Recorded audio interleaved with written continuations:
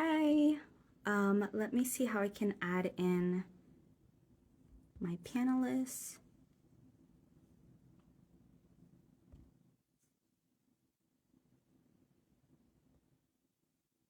Hmm.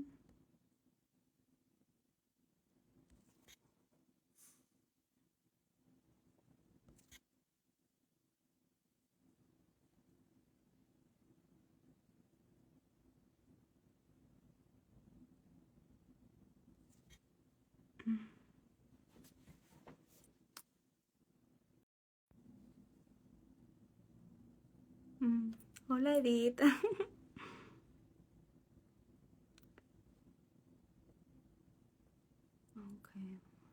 And then let me see. Okay.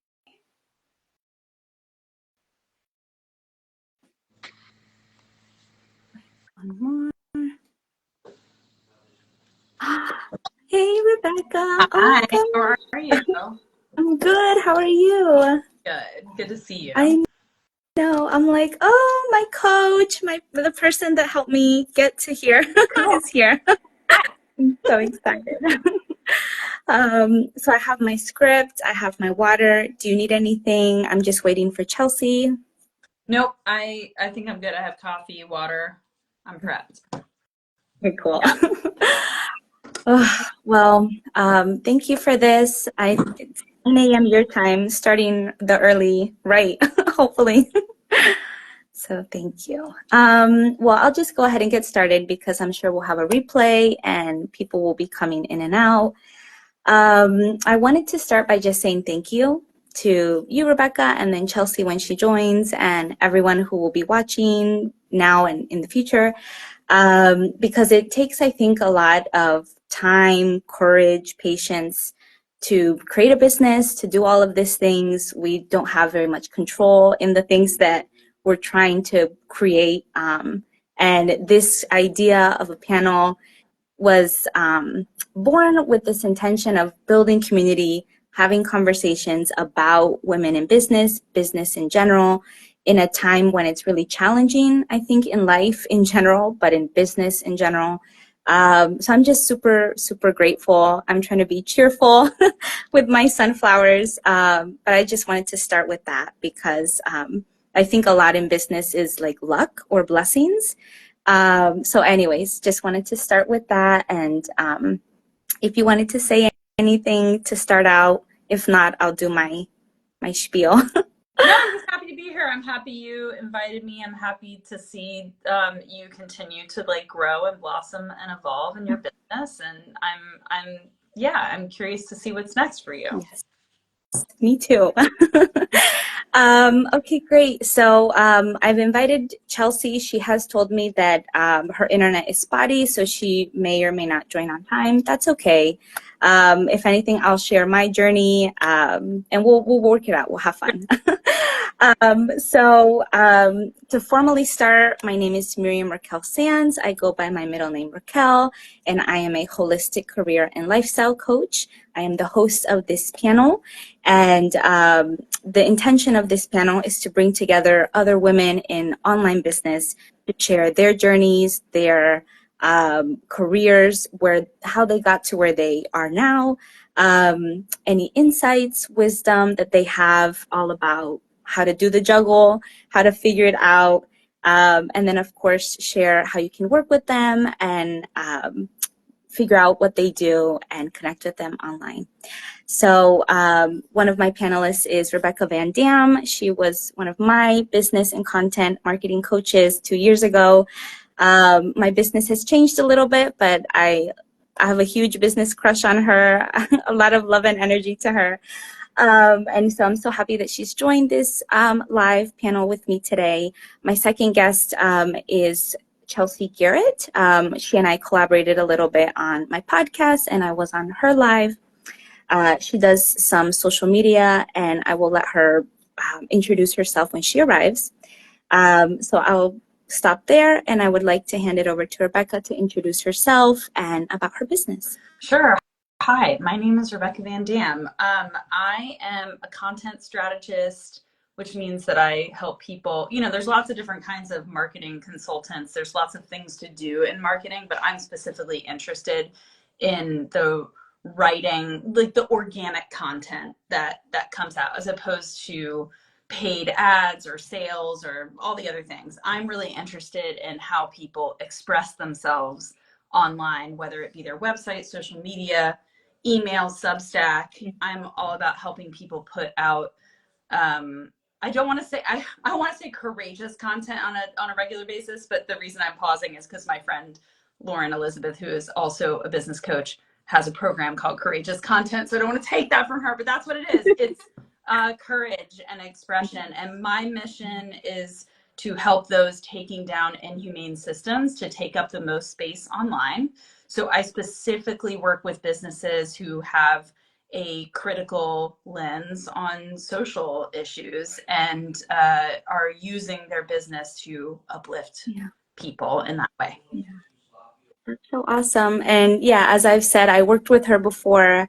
I don't know if you still have that service, Rebecca, where I think we work through each week. It was a different, like, not pillar, but anyways, that was phenomenal. I still have my Google Docs. I still refer to them, if anything, as like that structure to continue to build off of. So anyways, highly recommended on my end here. So one of my first questions that I wanted to kick off this panel is how did you get into your business in the first place? Yeah.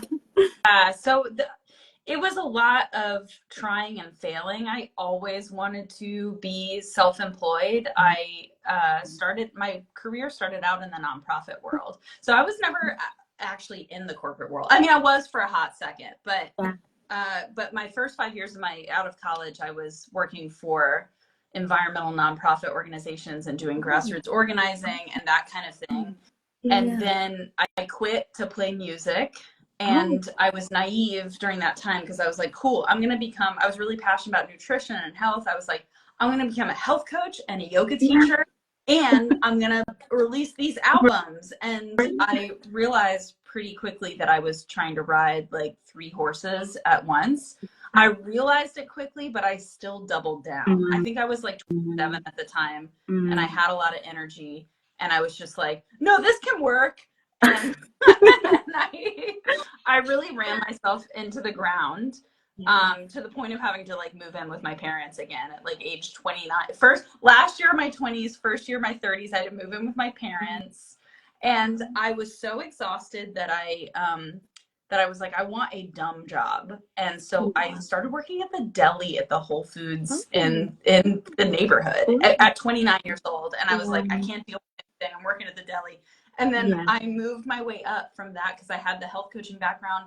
I became the healthy eating specialist at a store.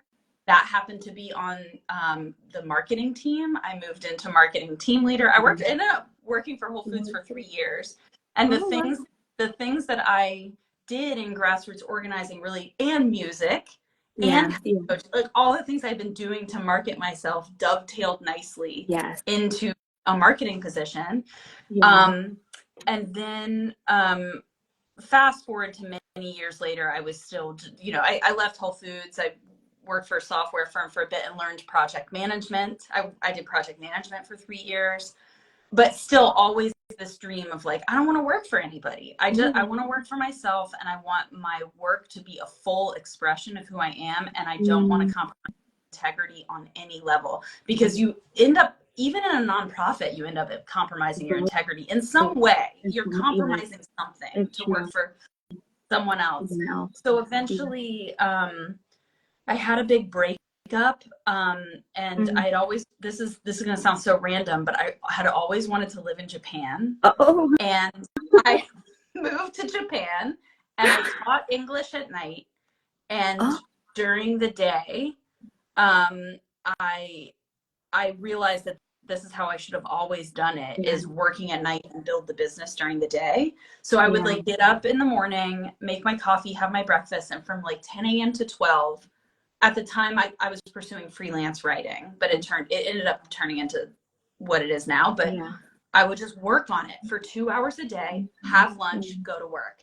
And then on the weekends I would explore Japan and whatever. And that's what got it off the ground, is just having the best, the freshest hours of my day for my business, instead of, oh, I work a 9 to 5 and then when I'm exhausted after dinner, maybe I'll try to use whatever brain cogs I have left to, it's really hard to do that. So if people can, I recommend like wait tables, like do something you can do at night so that you have your fresh brain. If you really want this, if you're really committed to it, so that you have your best brain to work on the thing you most want. No, full disclosure, I just got off of a meeting right now, but I work from home, so I make it work. And I'm like, shut off that laptop, because this is where I'm at. I really want this. And I am I don't know what the word is, but like consistent job hopper. I think one of the things I was thinking about naming the business was professional job hopper, because I just that was my career. Every year, a new job. And it wasn't intentional, but it was like self-help, self-discovery, figuring myself out. And now it's become kind of what we worked on, or what I worked through with you, Rebecca, was the cultural lens through the career aspect. So I'm kind of marrying the two, because I'm like, there's so much shit. I mean, I'm going to curse. This is the life. This is my life.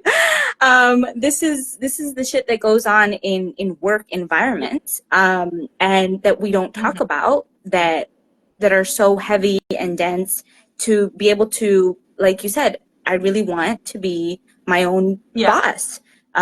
We don't feel that in corporate environments, or like professional office environments. So how do you make that time for yourself, and how do you do those things that it already, like, life is exhausting, already doing all the things.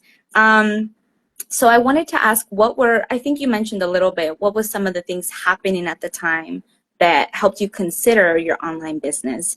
Because you said you wanted to be your own boss and everything, but and then working in Japan, but like, was there something that was like, okay, I'm taking the plunge now, I'm legalizing this thing, and I'm like, what were some of the things that started to, Well, it just, one thing that happened before I moved to Japan, I was working as the marketing person for a little food co-op in Portland, Maine. I live in Portland, Oregon now, but it was like Portland, Maine at the time.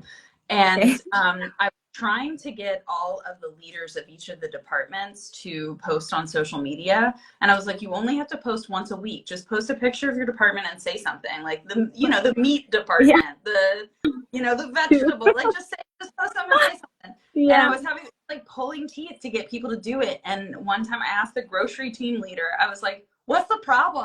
Like, why can't you post once a week? And she was like, it's the caption. It's the thinking of, and it was that moment that I was like, I'm a writer. Like, and it's been under my nose this whole time. It's been under my nose the whole time. I write thank you notes that make people cry. I can whip. I was not a good student because I hate school, but I got an A on every paper because I can write. Like, give me an assignment for writing, I can whip it up, like a caption, no problem. So it was at that point that I was like, that's the business I need to be, freelance writing. That's what I need to be doing. So then when I was in Japan, I was pitching stories in the morning. But what happened was, and this is like following inspired action is really important. And I had this moment, I was listening to this podcast, Jonathan Van Ness was interviewing this woman on his Getting Curious with JVN. He was interviewing this woman named Doreen Dodgen McGee. And she had, I'm friends with her on Instagram now. I'm friends with her in person. Like, she came to my birthday party this year because she lives in Portland, Oregon. This is crazy. But anyway, she wrote this book called Deviced, and it's all about tech addiction. And it's all about how we she was talking in the interview about how we curate an online presence, and that people don't even know who they are anymore because they're spending so much time giving you the 57th take of a picture, this and that. So I had this, I'm just like hopping the train to go teach the kids in Japan at night. And I was like, I want to do like an Instagram, like social experiment called First Take Gallery. And I'm going to have people send me the first take of a picture of them, even if it's blurry, even if they've got a zit, like whatever, just send me the first shitty take, and I'll ask you a question prompt, kind of like Humans of New York. So, yeah. So it'd be like a shitty picture, and then and then like a longer like answer to their Humans of New York question. And I ended up using this hashtag digital well-being as one of my hashtags. This woman, Christina Maleka, who found me through this hashtag, was like, can we just chat? This is so cool. I do this thing called digital mindfulness retreats, and I just think we're copacetic, and I'm so glad you're doing this. So we got on the phone, we got on Zoom just to talk, like not even to, you know, talk business. And she was like, yeah, my social media manager is leaving. And I was like, I'll be your social media manager. And she was like, I can't afford you. And I was like, try me, because I was so broke in Japan. And I would just wanted to get paid to do something. I was like, to try to do something. So I charged her $20 an hour, and I ran her socials. And then, so you said like, what's the point that you took the leap? Well, at that point, and by the way, come to find out, she's friends with Doreen, and like whatever. And now I live in the Pacific Northwest again. Christina is one of my best friends. She lives in Seattle. And I just watched her vlog the other week. Like, these people are my friends now. It's crazy. But like it went from social media management to full on marketing consulting, and kind of like it ended up being like, let's talk about your whole business. And I realized how much I knew over the years of just like trying to do my own thing. And then COVID happened, and I had to move. And we started in like February of 2020. I moved home in March.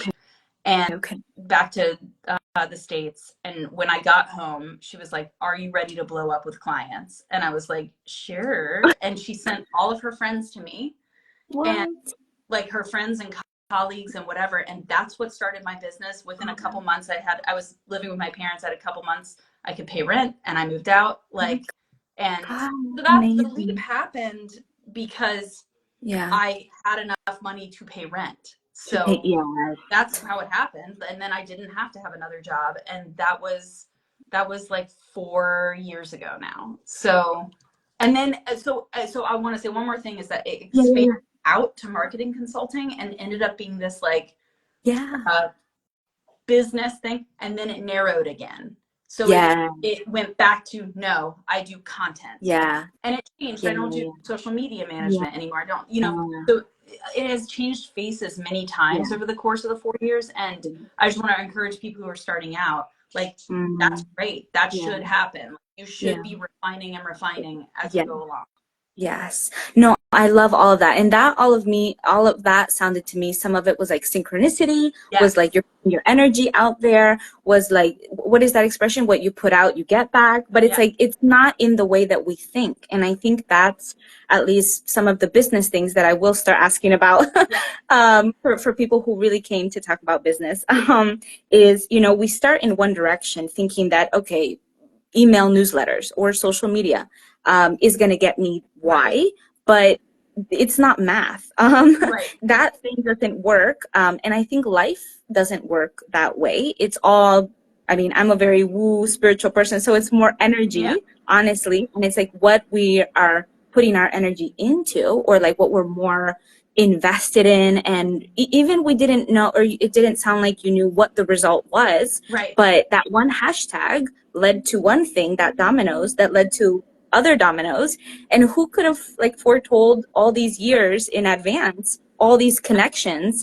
And it just created, like, the roots were there, and then the tree just blossomed. So anyways, I think that is like a really important, potent message to take, that it's where our energy is, and what we're putting, what we're paying attention to. And not that we need to invest and put all of our eggs in that basket, but I think it's more so like, you already knew you didn't want to work for somebody else, and you were starting to take maybe not high risk actions, but like you were doing things that set you up in a way that was helpful in the future. Didn't know how, but it's like pollinating, putting things out there, and then who would know? So that's so awesome. I want to say something that way more important than high risk is just consistency.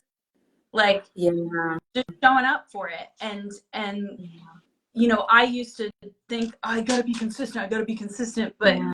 I was, like I said, working a 9 to 5 and then trying to be consistent at 7 o'clock at night when I was exhausted. Yeah. It's like, be consistent, but like work with yourself, like be compassionate with yourself. Like Yeah. you're tired, maybe you can't be consistent under those conditions. What conditions Yeah. can you create that make it easy to be consistent? Yeah. Because for me, I didn't know until I started teaching kids at night in Japan that I'm like, oh duh, I should have been working on my business at 10 o'clock in the morning when my brain works. And Yeah. you know, it's stuff like that that's like, give yourself a break, like Yes. create the conditions, Yeah. but don't worry about high risk, because I've taken high risk and it did not pay off. Like I got into debt to go to the health coaching thing. Like I was like, well, if I believe in my dreams, I should take out a big loan. Right. Like I'm No. so much more in favor of people just taking consistent action than taking big risks. Yeah. Truly. That's true. No, that's true. And I think that's something that like in terms of the career thing, because that's kind of like my niche scope that I've been focusing on, is like quit the job or like do the thing that is going to help you with your lifestyle, because then the lifestyle is what helps you do whatever you want, have the relationships, have the business, have whatever. But if you're not in the capacity of even being able to like check in with yourself, then how are you putting all these other things on top of you that is just a recipe for disaster? So I really love that, because I think, and risks, maybe the word risk might be triggering or might be scary, but it's like, it could be so small, Be small. that it's like, that you're like just Showing up putting on social something media is a risk. is a Like that's risk. scary. Yeah, You know, it's showing your face scary. on Instagram Yeah. is scary. Yes, no, exactly. And people can be mean and people can have opinions, but it's like showing up for whatever it is, the business, yourself, like whatever you're trying, like what I keep saying, the energy, the energy that you be in. Yeah. So no, I love that. Let me look at my questions before I get too off of my, Cool. okay, so business.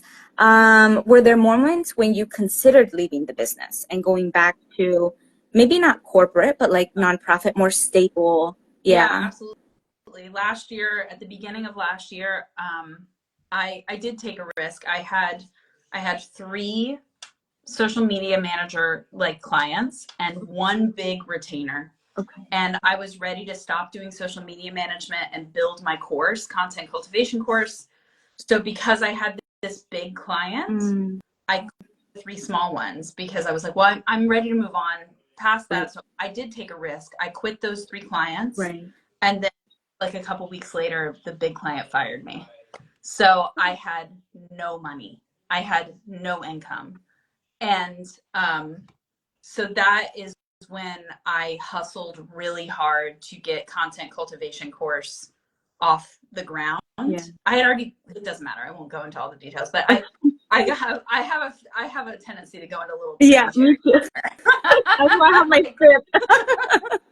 But yeah, so it was successful. I got 65 people both times. I ran it again this year and I got 65 people. So it was good, but it still wasn't enough to sustain me in the economical climate we have now. Like it's still not they did really well, but I didn't have any base income so it just kept me in this hustle cycle of just having to make that money all the time. And I was really like, I'm tired. This is not worth it. Like, it's not, you know, I can write on Saturday. I can write thought leadership on Saturdays. I need to go get a job.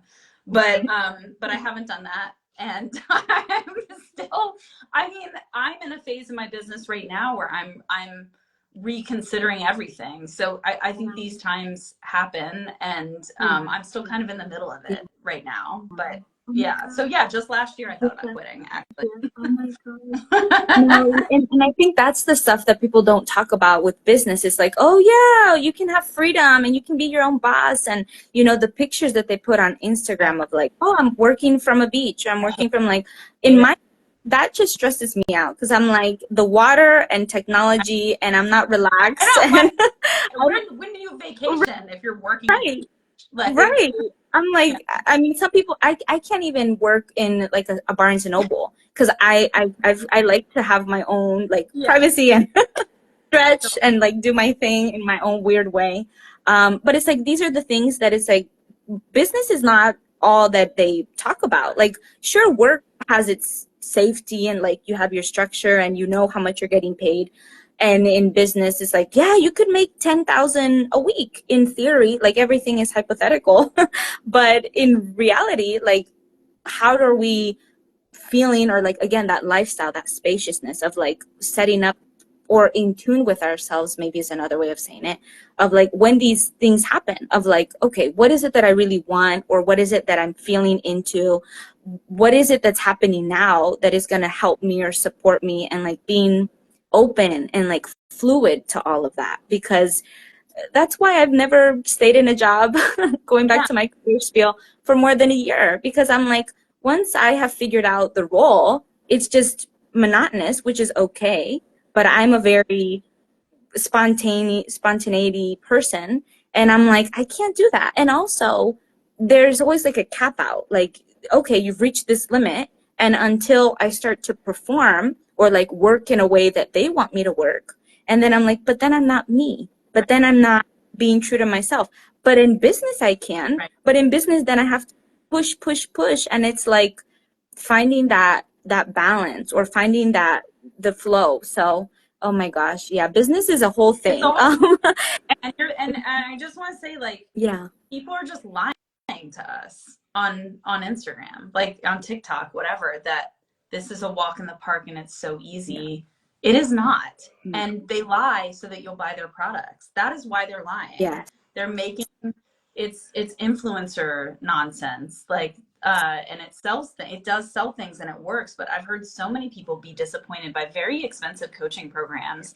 And I've been very committed to, when I talk about what's working in my business, I really try not to talk about how, like, myself all that much. I'm just talking about like what I don't know what I talk about, but what we're all trying to accomplish together and how we can do it. Like, we're all trying to work toward collective liberation. Yeah. Like, here's how our businesses can do that. And my business continues to sustain because people talk about me.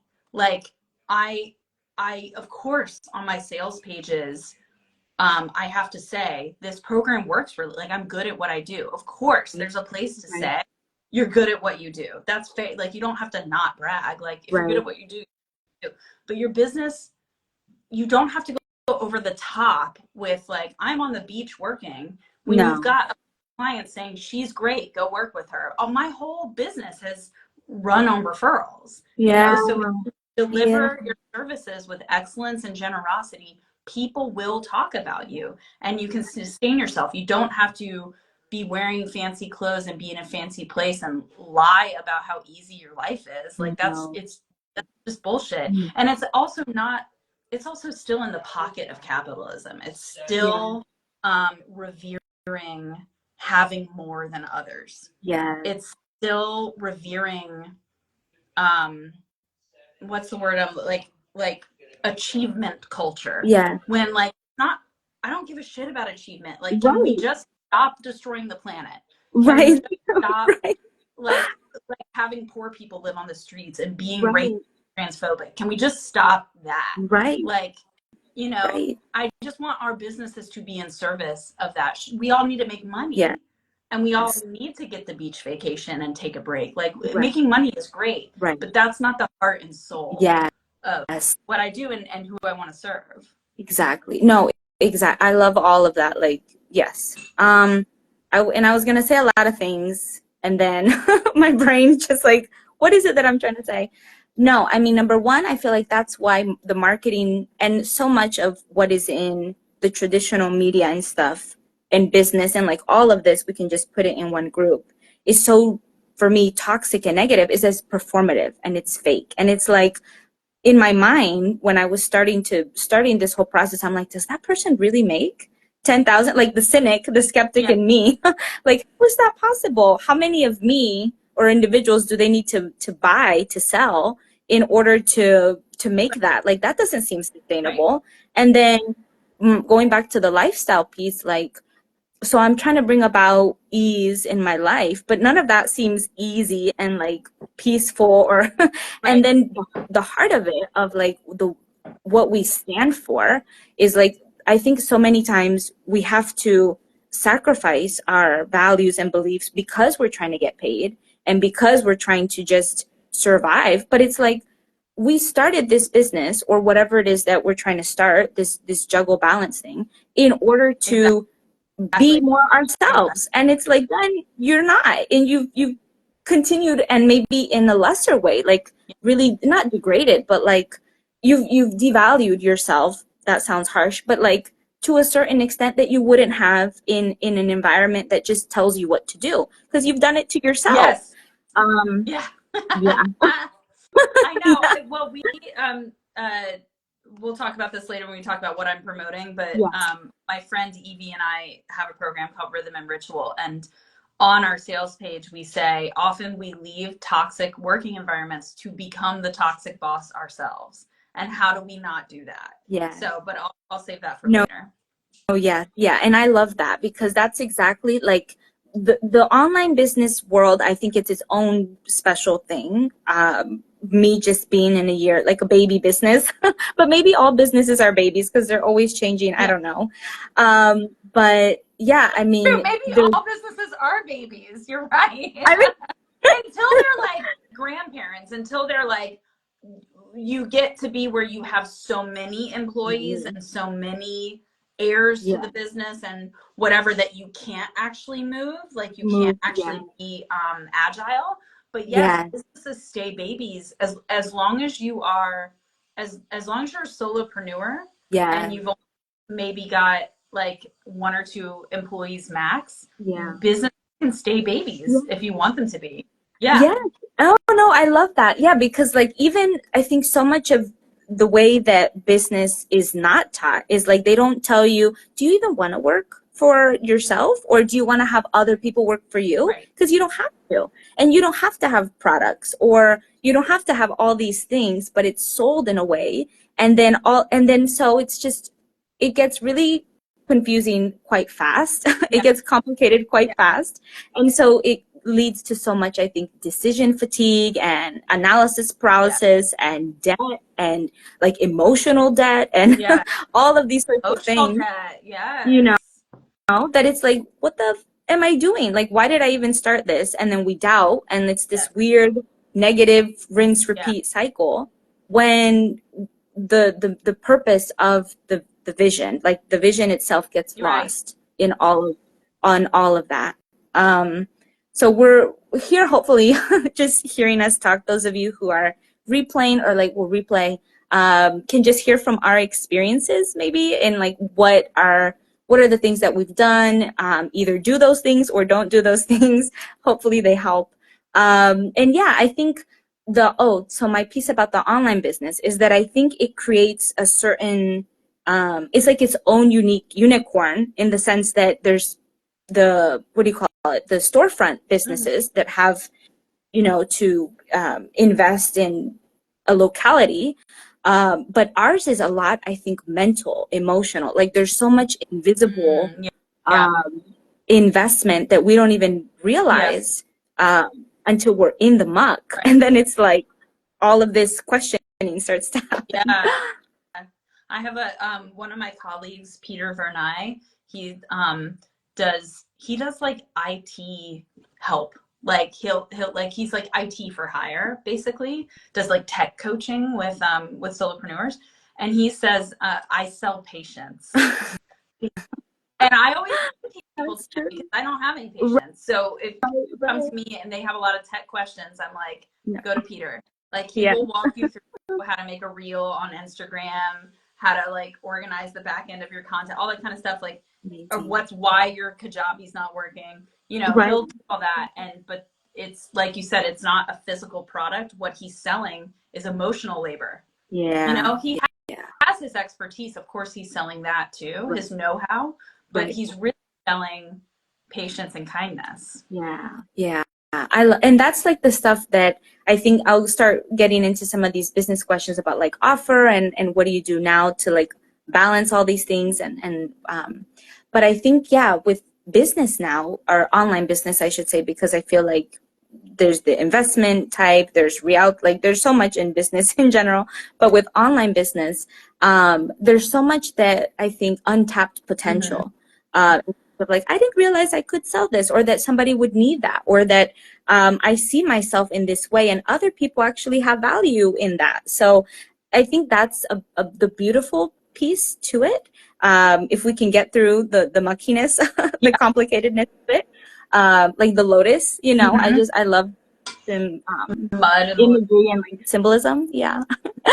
But yeah, so for some of the business questions, what does your day-to-day look like now in your business? Maybe logistic stuff, and maybe, yeah, quick like 101 of maybe not how your business works, but like, yeah. Well, you said, you were talking before about like building your business around your lifestyle and not the other way around. Yeah. So from the jump, I knew I only wanted to work max 6 hours a day. Okay. That was the number that I knew was like, I wasn't going to be totally tapped out at the end of the day, and I would have time for dinner and all that, working out, all that stuff. So I try to get up pretty early, like 6 or 7, and maybe that's not that early for some people, but I just like to have a morning, before I work. So I really only sit down at my desk at 9 or 10. Okay. So I have like 2 or 3 hours in the morning to have a nice breakfast, to meditate, and to go on a walk, like a 30 or 45 minute walk, and also shower and all that stuff. And I think a lot of people when they work from home are like, sweet, I can be in my pajamas. I don't recommend it. It makes you tired. Yeah. Like, it's better to just shower and get dressed and have a real day. Maybe people have learned over since COVID. Like, COVID, yes. But yeah, so but I like to have a real morning, and with lots of time. And then on Mondays, I don't allow people to schedule meetings with me. That's my admin day, where I just get my head on straight. Yeah. And then I do allow clients to schedule with me on Tuesdays and Wednesdays. So usually I have 2 or 3 like coaching. I don't like to call it coaching because I'm more of a strategist coach, but I have the clients on Tuesdays and Wednesdays. And then on Thursdays and Fridays are kind of my deep work time, where I might have things to do for a client, or things to do for my own content, or I just want to think through a launch or whatever. So I like to be deep into work for hours. Like some people I have a friend who's like, I prefer meetings speckled throughout the day so that I only have 30 minutes to just pump something out and then move on. People like that. So it is a very know thyself kind of thing. I'm like, everybody shut up. I'm going to a coffee shop. Like, I want to be in it for a long time. So I make that space for myself. And then I always have lunch at like 12:30 or 1. And I really do have a lunch. Like, I leave the room, I go to the kitchen, I make lunch. I might even watch a little bit of like a show that I'm watching, take a while, have an hour of lunch. And I generally wrap up around 4. So I'll work like 10 to 4 or 9 to 3 or something like that. Yeah. And then I work out 3 times a week. And like do weights and stuff. And then so I'll work out Monday, Tuesday, and Thursday. And then Wednesday, Thursday, Friday, Saturday, I just walk a bunch and like have. But I don't like to work out every single day, because it's nice to have an evening. I don't know. Last time I had a spa evening where I box dyed my hair and I painted my nails. My God, yes. You need a chill night. Let it. But if I'm working out 3 times a week, I'm like that. Like, if I'm doing a hard workout 3 times a week, that's enough, as long as I'm moving. So I love that. No, and I'm the same way, actually. I do walks in my mornings. I'm like, when you said 6, 7, I'm like, my brain is awake, but my body isn't up. So I'm like, I'm doing my walks in the morning, and then deep work 10-ish morning. I found out, and this is just more lifestyle stuff for people who are trying to, like, I don't know, shape their life, or like figure out things that feel good for them. I don't know. Just throwing all these ideas out there. Is I feel good with 2 big meals a day. So I like prepare my meal. But I feel like when we do have jobs, and there's something about like the lifestyle, Yes. we don't get in tune with what our body Yes. needs. And it's like we go into the job, and like me, not that I shouldn't complain, but I'm very grateful that the job I have now that is paying for the bills, full disclaimer for people who think that just making, you have a business and you instantly make money. That is not, No. it's not you build it and then the people come. So I do have a job that pays the bills, but they have lunch provided when I go into That's so office. But nice. it's so nice, and it's like less budgeting, less figuring out meal prep, because I'm the type of person that is very, again, spontaneous. Like, what is it that my body needs? Is it more veggies right now? Is it like a broth soup? Yeah. Do I want to just eat like shaved ice Yeah. cream, shaved ice, and then like a bingsu, Yeah. Korean snow cone? And I'm like, then I'll do it. But if you work for someone else, or if you have to work in office or whatever the case may be, then losing that, like tuning in and what is it that my body Yeah. needs? Is it a walk? Is it this? Right. Napping. I'm a napper. I found out in COVID that I need a Yeah. nap, a power so anyways, all these things I try to incorporate day to day. And then I haven't done the 6 hours because I'm working, Yeah. so I whenever the creativity. But no, but I think that's so important because like that's again like the lifestyle, the foundation starts to then build of like, okay, how do I really want to make money? Or what is it that I really want to dedicate my time and energy Yeah. to? So that's awesome. Any logistical stuff for the people maybe rewatching, like what are the things that are the most helpful maybe when starting a business or in online business, I should say, online business. Well, that one thing you said was like we lose the ability to know our bodies, but I would say we never had it because from the True. time we were kids, the That's true. lunch break at my elementary and through high school was 30 minutes, and you had to go to the locker, get your lunch, have like Yeah. 10 minutes to eat and connect with your friends, and then just, like, scarf it down and go. Like these are Yeah. rhythms that have been built into our dysfunctional society. So Yeah.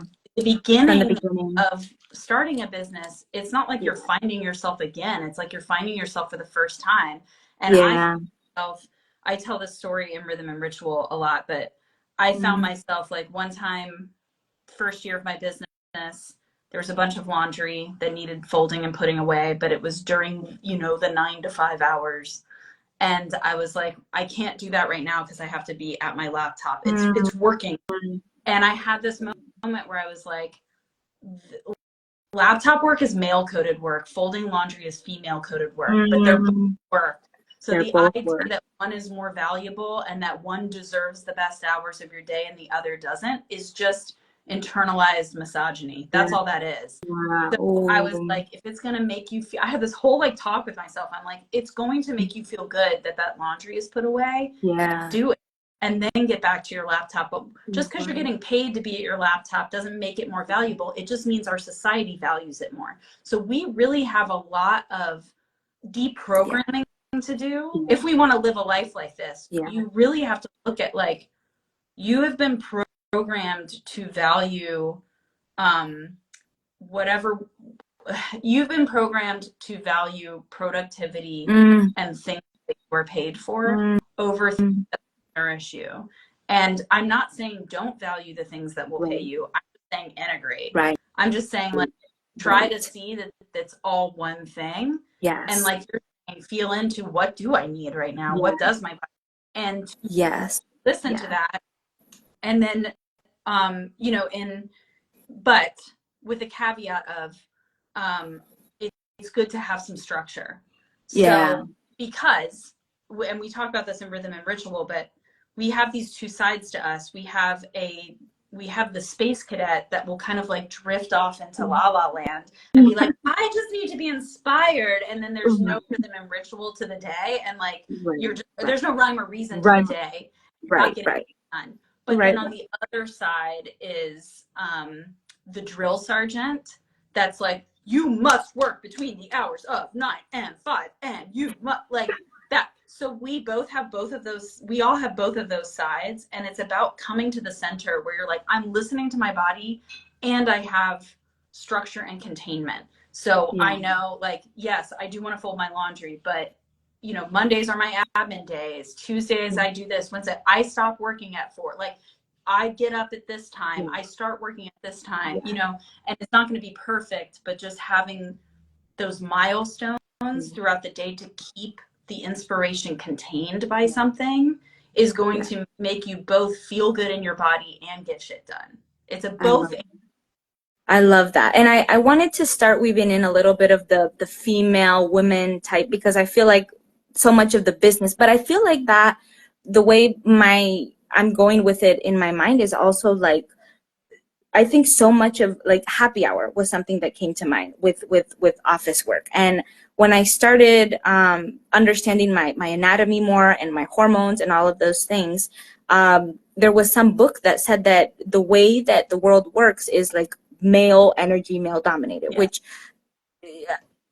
I'm talking about patriarchy, but it's like 5 p.m., the energy of a male hormone person in a male body, hormonal, I don't know how to say all of that, but like their testosterone starts to drip down. And so they're more social at that time.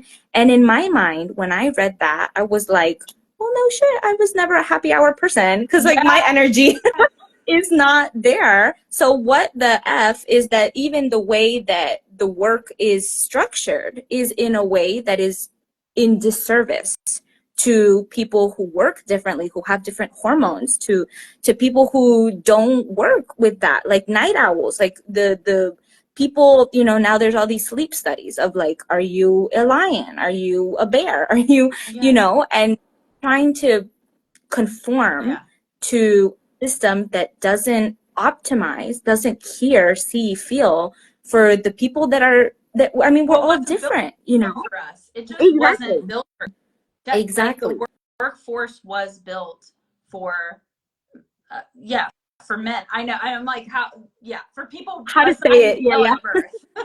We'll say it like that. Exactly. And like then taking it into the business piece, and then specifically talking about as women, where we hold a lot of the emotional labor, the house labor.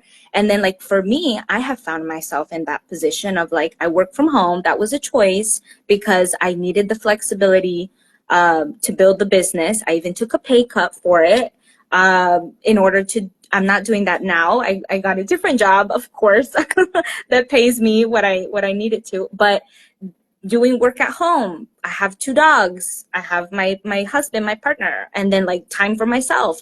And it's like, not to say that men or people who identify as such don't feel those things, but it's just that the society, the way in which we've currently operated is that like, this is how it is. And so as a woman in business, it's an added hat. It's like another, I wish I was Kali. I forget the goddess of India, like that had all the arms, because it's like, there's not so many, how do you do all these things? You can't. Right. And the mind goes to like that masculine of like, you got to do it and you can just push through it. And if you just create the structure, but that checking in and that feeling of like, I liked how you said the rhythm, and because that's what I feel like it is. Building a business is rhythmic.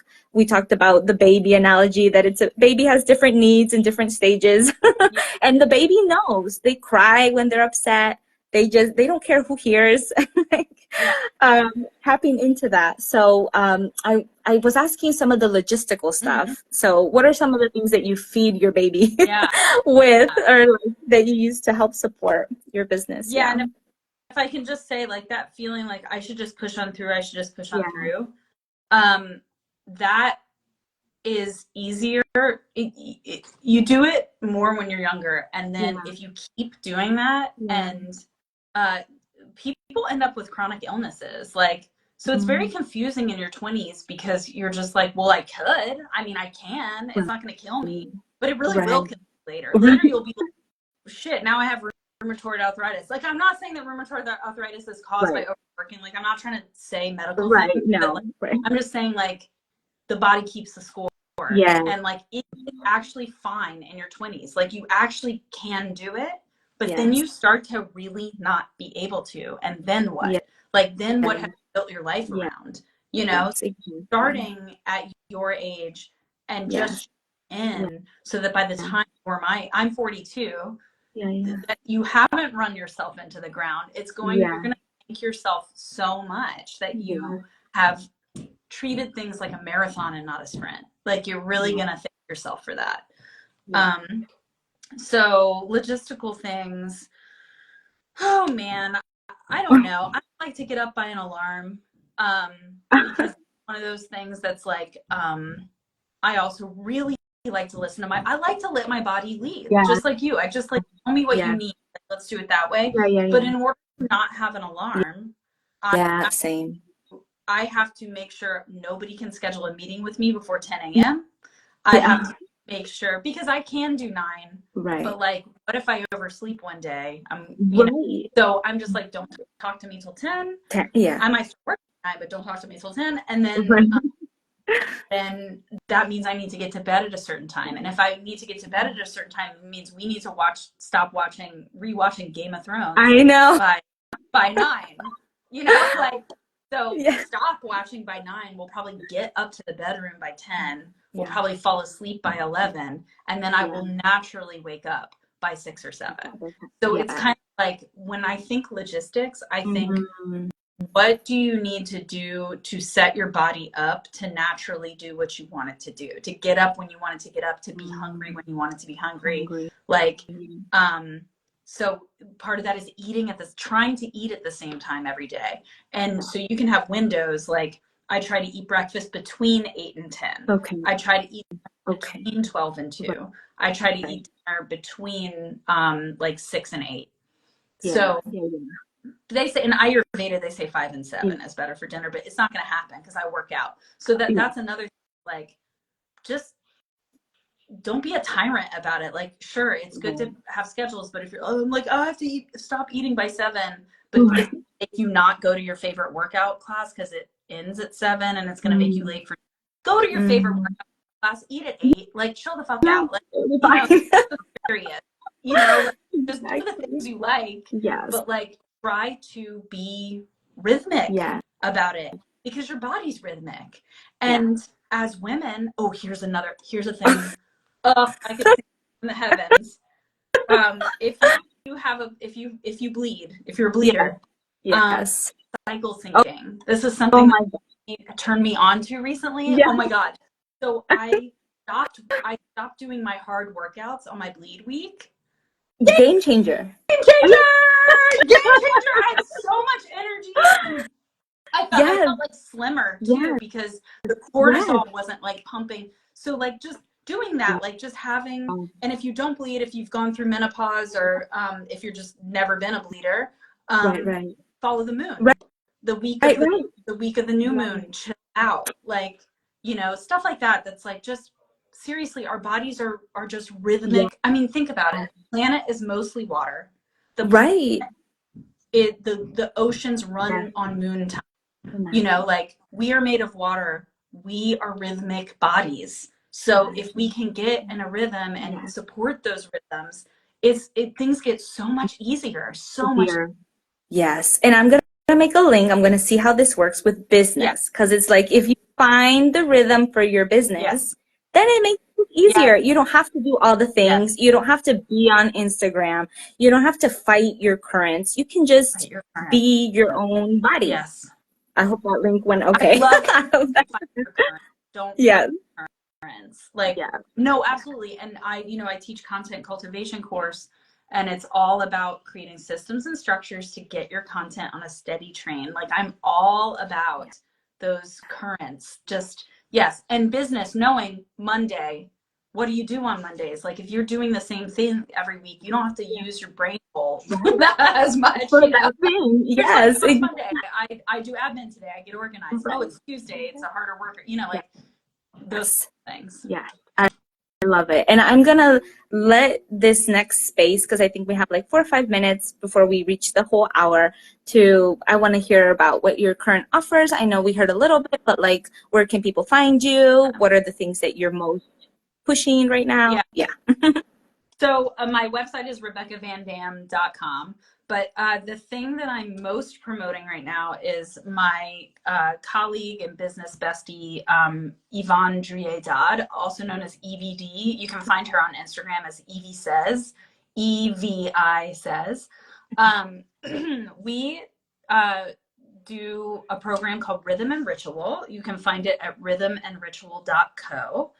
And it is a 6-week intensive on getting your business into a steady rhythm, getting your business body and spirit into a steady rhythm, because we're all about integration so that you can have more ease and joy and energy in your life.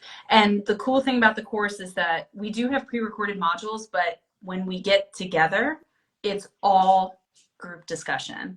So it's not just listening to us talk. It's all like paired off, like paired talk, like all groups, big groups, like journal prompts. Like it's really a deep program. We did it last year, and there was lots of like connection and crying, and we checked in with people months later and been like, "How's it going?" And people were like, "It changed our lives. Like it really was." At everything differently now, so we're really stoked to do it again.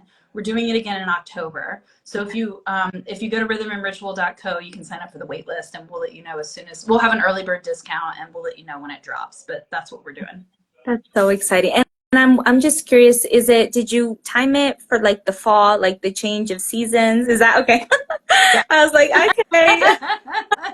I'm with the rhythm, I'm flowing, I got it. Yeah, because it's like spooky season, you know, and it gets kind of dark, and like we're harvesting what we did for the year. Absolutely.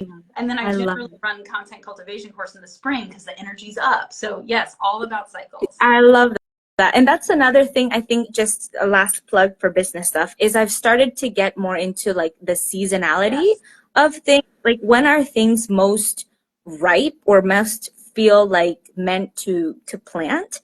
And also like within my body, like creating the rhythms of like, when am I most open, or like when am I most thing? But then in the business, like, okay, right now I don't need to create another thing. Let me just stay with where I'm at. Let me just nourish the roots or whatever it is. So anyways, this was so awesome. I will also leave my link. You all know me, for those of you who are watching this replay. It was such a pleasure, Rebecca, and I will also leave the link for Chelsea Garrett, who wasn't able to join, her internet spotty. I think she's somewhere in like I don't know what the rural, I think the word is, in Canada. And so I think there's some internet stuff, but I will still share her information. So anyone who is curious to get to know her, she does social media for podcasters. That is kind of her niche and specialty. So anyways, this was so awesome reconnecting and speaking with you. So I hope we stay in touch. And thank you so much for having me. I love watching your business unfold, and I think you're doing really great work in the world, and it's just fun to watch you find yourself and your way in the world. So thank you so much for having me. Thank you. And I will talk with everyone soon, and I'll talk to you later, Rebecca. Thank you so much. Bye.